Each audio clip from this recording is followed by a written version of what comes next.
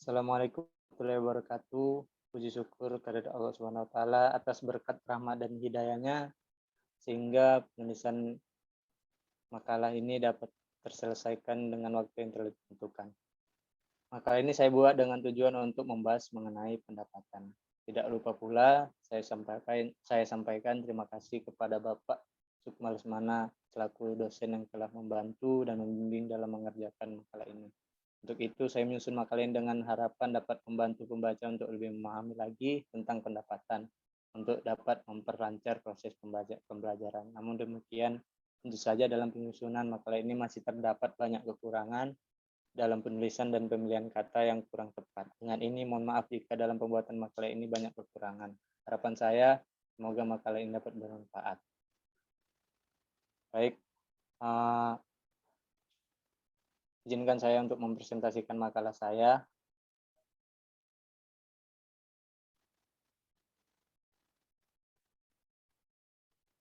Hal yang melatar belakangi saya membuat makalah ini adalah akuntansi memang sangat dibutuhkan oleh setiap perusahaan. Karena dengan akuntansi, kita bisa memantau kinerja perusahaan dan kondisi perusahaan yang kita jalani. Apakah memperoleh laba atau menderita kerugian. Dengan akuntansi, kita pun dapat memperoleh informasi yang nantinya berguna untuk pemakai, baik itu pihak eksternal maupun internal. Dengan adanya informasi ini, kita juga bisa membayar pajak kepada pemerintah demi kesejahteraan sosial. Semua informasi di atas terkait halnya dengan beberapa banyak pendapatan yang kita peroleh dari kegiatan perusahaan, karena pendapatan adalah sesuatu yang sangat penting dalam perusahaan kita. Tanpa ada pendapatan, mustahil akan didapat penghasilan atau earnings. Pendapatan adalah penghasilan yang timbul dari aktivitas perusahaan yang biasa dikenal atau disebut penjualan, penghasilan jasa, bunga, dividen, royalti, dan sewa, dan sebagainya. Menurut PSAK nomor 23 paragraf 6, pendapatan adalah sebagai berikut. Pendapatan adalah arus masuk bruto dari manfaat ekonomi yang timbul dari aktivitas normal perusahaan selama satu periode bila arus masuk itu mengakibatkan kenaikan ekuitas yang tidak berasal dari kontribusi penanaman modal. Adapun rumusan masalahnya, satu, apa yang disebut dengan pendapatan, kedua, dari mana sumber-sumber pendapatan, yang ketiga, apa itu proses pendapatan. Adapun tujuannya yaitu satu, mengetahui pengertian pendapatan, kedua, mengetahui sumber-sumber pendapatan, ketiga, mengetahui bagaimana proses pendapatan. Adapun pembahasan yang pertama adalah pengertian pendapatan. Pendapatan sangat berpengaruh bagi kelangsungan hidup perusahaan. Semakin besar pendapatan yang diperoleh, maka semakin besar kemampuan perusahaan untuk membiayai segala pengeluaran dan kegiatan-kegiatan yang akan dilakukan oleh perusahaan. Selain itu, pendapatan juga berpengaruh terhadap laba rugi perusahaan yang tersaji dalam laporan laba rugi. Dan yang perlu diingat lagi, pendapatan adalah darah kehidupan dari suatu perusahaan. Tanpa pendapatan tidak ada laba. Tanpa laba maka tidak ada perusahaan. Hal ini tentu saja tidak mungkin terlepas dari pengaruh pendapatan dari hasil operasi perusahaan. Pengertian tentang pendapatan itu sendiri ada beberapa macam. Berikut ini adalah beberapa pandangan yang menegaskan arti konseptual dari pendapatan. Sebelum lanjut menelaah tentang pendapatan, maka terlebih dahulu perlu diketahui mengenai konsep kesatuan usaha. Konsep kesatuan usaha menurut Zaki Baridwan adalah konsep ini menyatakan bahwa dalam akuntansi perusahaan dipandang sebagai suatu kesatuan usaha atau badan usaha yang berdiri sendiri, bertindak atas nama sendiri dan terpisah dari pemilik dan pihak yang lain yang menanamkan dana dalam perusahaan. Berdasarkan konsep kesatuan usaha di atas, konsep tersebut mempunyai konsekuensi, yaitu bahwa pendapatan dan laba harus dipandang sebagai kenaikan kekayaan perusahaan, sedangkan biaya dan rugi sebagai pengurung kekayaan perusahaan. Oleh karena itu, standar akuntansi harus menyelesaikan pengertian pendapatan dan biaya dengan memandangnya. Kemudian Ikatan Akuntansi Indonesia dalam pernyataan standar akuntansi keuangan PSAK nomor 23 mendefinisikan pendapatan sebagai berikut. Pendapatan adalah arus masuk bruto dari manfaat ekonomi yang timbul dari aktivitas normal perusahaan selama satu periode. Bila arus masuk itu mengakibatkan kenaikan ekuitas yang tidak berasal dari kontribusi penanaman modal. Di samping definisi yang dinyatakan oleh IAI, Untuk menyatakan gambaran yang lebih lengkap mengenai pengertian pendapatan, saya akan mengutip pendapat-pendapat yang diambil dari berbagai macam ahli. Menurut Jackie Byron dalam buku Intermediate Accounting, merumuskan pengertian pendapatan adalah aliran masuk.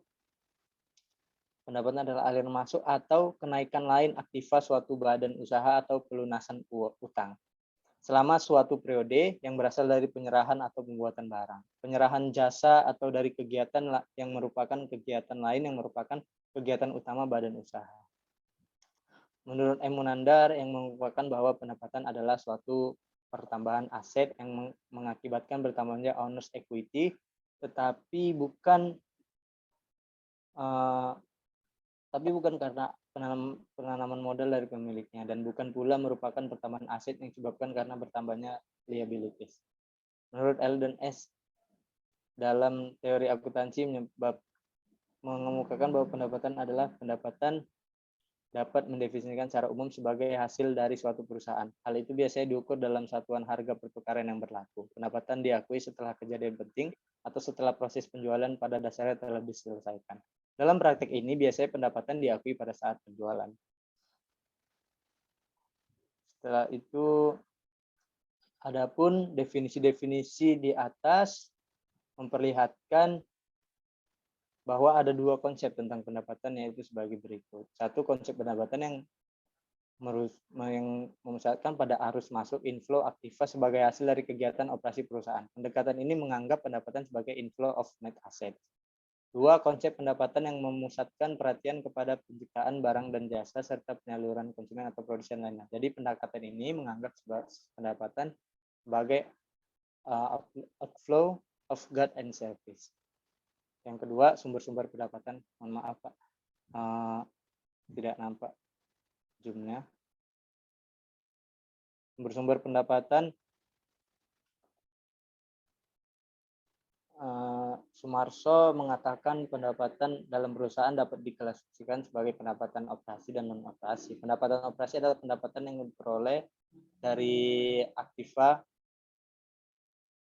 utama perusahaan. Sedangkan pendapatan non-operasi adalah pendapatan yang diperoleh bukan dari kegiatan utama perusahaan. Jumlah nilai nominal aktiva dapat bertambah melalui berbagai transaksi, tetapi tidak semua transaksi mencerminkan timbulnya pendapatan. Dalam penentuan laba adalah membedakan kenaikan aktiva yang menunjukkan dan mengukur pendapatan. Kenaikan jumlah nilai nominal aktiva dapat terjadi dari satu, transaksi modal atau endapan yang mengakibatkan adanya tambahan dana yang ditanamkan oleh pemegang saham.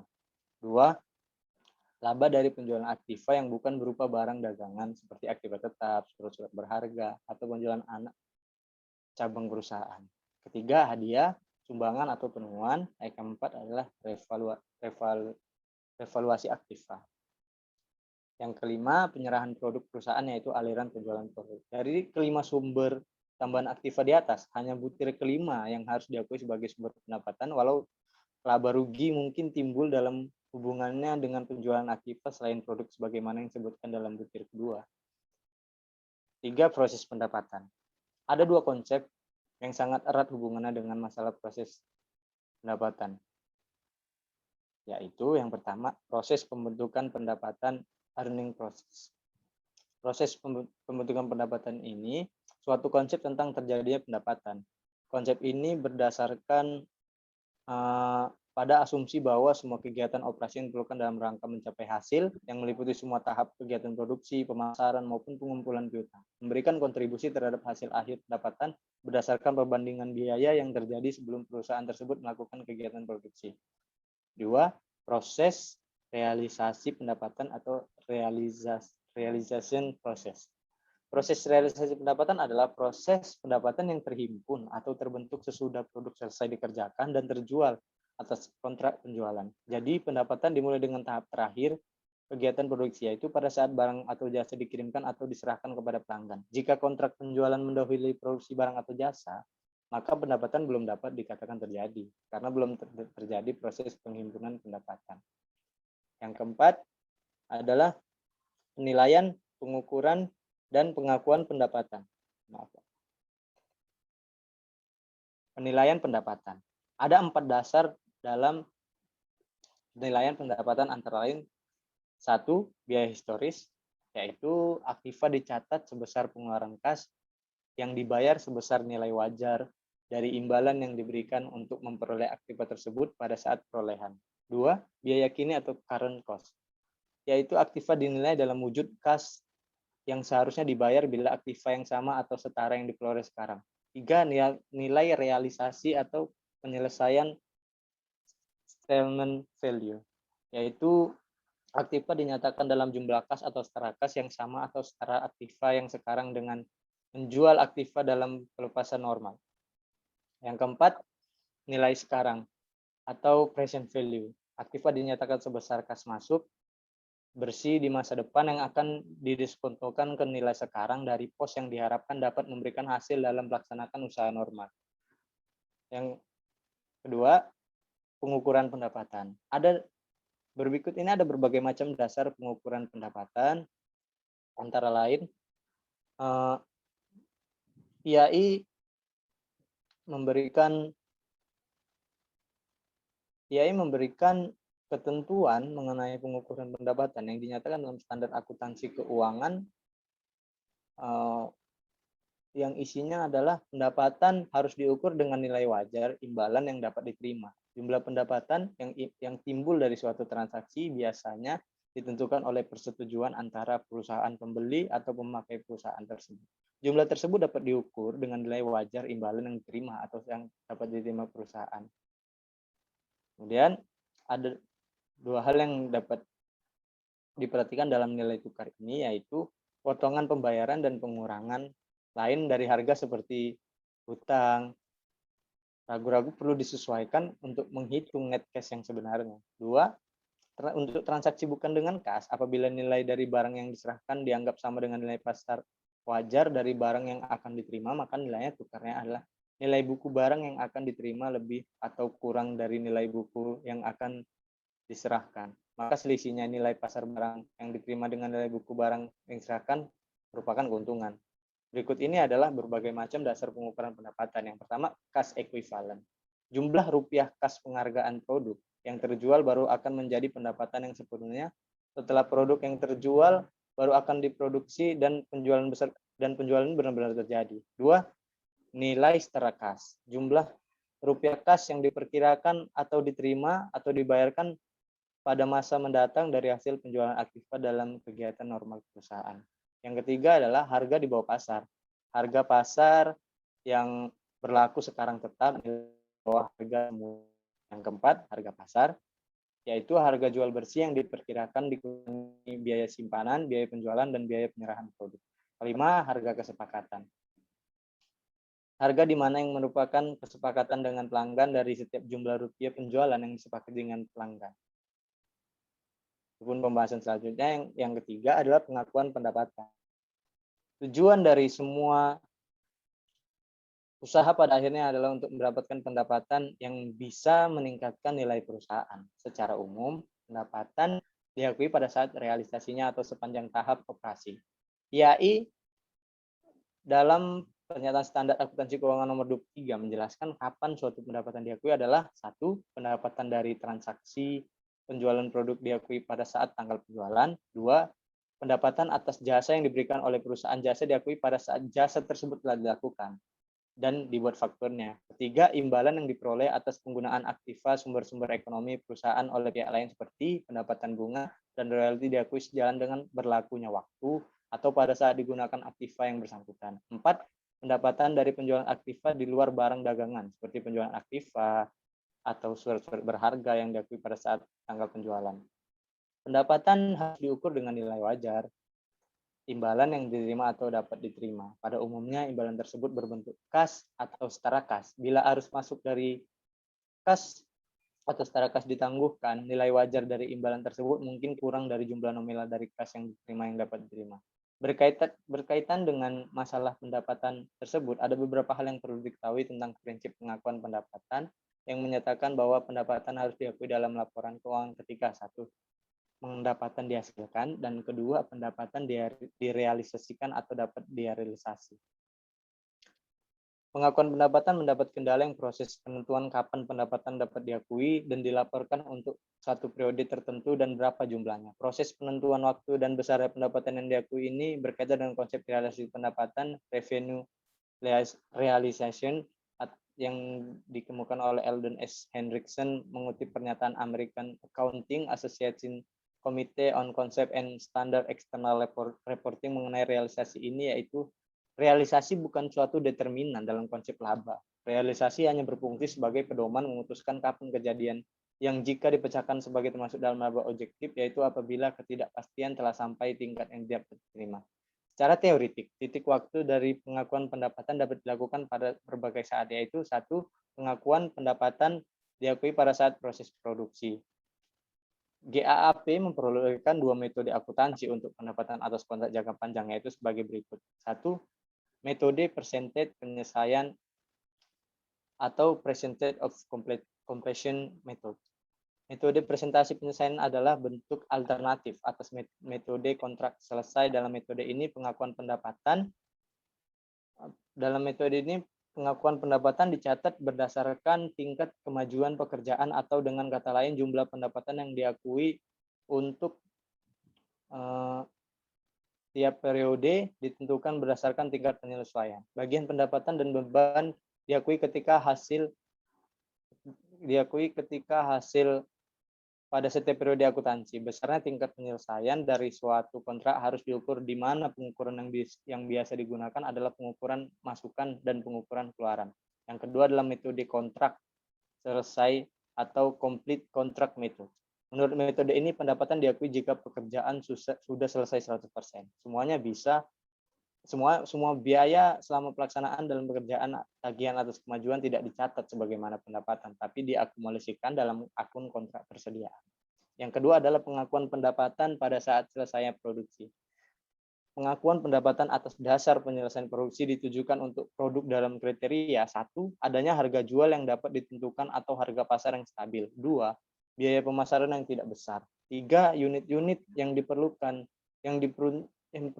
pelaporan pendapatan pada waktu penyelesaian produksi tergantung pada tingkat kepastian di mana harga jual dan biaya tambahan dapat diestimasi. Kriteria utama untuk menggunakan metode ini adalah kemampuan realisasi yang handal, yaitu produk harus dapat dipasarkan segera pada harga tertentu yang dapat mengurangi proses produsen tertentu. Yang ketiga adalah pengakuan pendapatan pada saat penjualan. Dasar pengakuan ini sangat tepat untuk diterapkan pada perusahaan yang bergerak dalam bidang produksi atau perusahaan dagang. Kegiatan penjualan merupakan hal yang paling menentukan dan paling mempunyai arti. Yang keempat, pengakuan pendapatan pada saat penerimaan kas. Penerimaan kas merupakan hal yang signifikan dalam pengukuran pendapatan. Umumnya tidak kritis dalam proses operasional untuk meningkatkan aktiva bersih perusahaan. Penerapan dasar penerimaan kas paling banyak dijumpai dalam perusahaan yang melakukan penjualan yang bayarannya secara angsuran. Dalam perusahaan jasa, kalau satuan jasa dilakukan dalam waktu relatif pendek, misalnya perusahaan akuntan atau bioskop, maka saat penerimaan uang dari konsumen hampir bersamaan dengan penyerahan jasa, sehingga keduanya dapat dijadikan dasar dalam pengukuran dan pengakuan pendapatan untuk jangka panjang di dalam satuan jasa. Misalkan penyewaan ruangan atau bangunan, maka terdapat perbedaan antara jumlah rupiah pendapatan yang diakui dalam satu periode atas dasar penerimaan uang. Kesimpulan, pendapatan adalah hasil dari penjualan faktor-faktor produksi yang dimiliki kepada sektor produksi. Ada juga pendapatan adalah hasil berupa uang atau materi lainnya yang dapat dicapai daripada penggunaan faktor-faktor produksi. Prinsip pengakuan pendapatan menetapkan bahwa pendapatan dapat diakui saat satu, direalisasikan bila barang-barang dan jasa-jasa dipertukarkan dengan kas atau klaim atas kas piutang. Yang kedua dapat direalisasikan bila aktiva yang diterima segera dapat dikonversikan pada jumlah kas atau klaim atas kas yang diketahui. Dihasilkan bila kesatuan itu sebagai besar telah menyelesaikan apa yang seharusnya telah dilakukan agar berhak atas manfaat yang diberikan pendapatan. Sebagian besar perusahaan didirikan dengan tujuan untuk menghasilkan laba yang optimal sehingga kelangsungan hidup perusahaan dapat tercapai. Laba diperoleh sebagai kelebihan pendapatan atas beban. Demikianlah yang dapat saya sampaikan, yang dapat saya presentasikan terkait makalah ilmiah teori akuntansi dalam materi pendapatan. Semoga bermanfaat bagi para pembaca dan juga yang menyimak presentasi ini, dan mohon maaf apabila terdapat kesalahan dari awal presentasi sampai sekarang. Sekali lagi saya ucapkan terima kasih kepada Bapak Sukma Lesmana SMSI yang telah membimbing saya dalam melaksanakan pembuatan karya makalah ilmiah ini. Baik, untuk itu saja yang bisa saya sampaikan. Lebih kurang saya mohon maaf. Billahi fisabil haq fastabiqul khairat.